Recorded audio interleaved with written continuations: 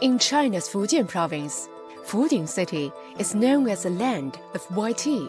2/3 of the population here is engaged in businesses related to white tea, one of the 6 major types of tea in China. As tea becomes an integral part of life, locals have their own approach of maximizing its values to foster social and economic development.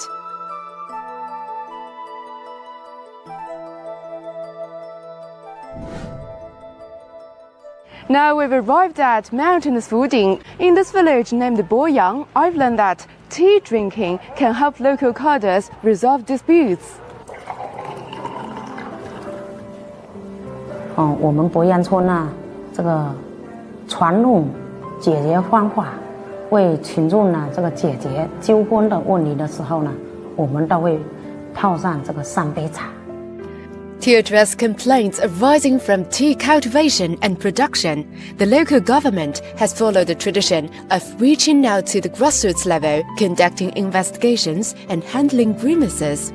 Following repeated grassroots investigations, a government-led group was set up in 2007 for branding Fuding's white tea and nurturing the industry. It was since then that white tea industry in Fuding truly took off. 政府在市下基层的这个支持茶产业发展呢，政府下来就是解决企业的实际的这个经营生产的问题，就是没有政府给我这个土地，我没办法上智能化的这个生产流水线，因为有了标准化厂房，我如何去突破我的生产的瓶颈？ With the help of the government-led group, Fuding's white tea gained popularity before long. Tea as an industry has also injected new momentum to local development.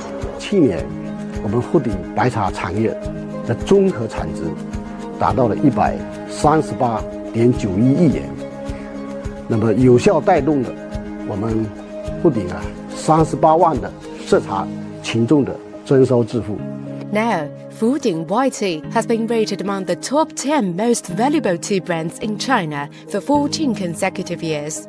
Over half of Fuding's per capita rural disposable income comes from tea.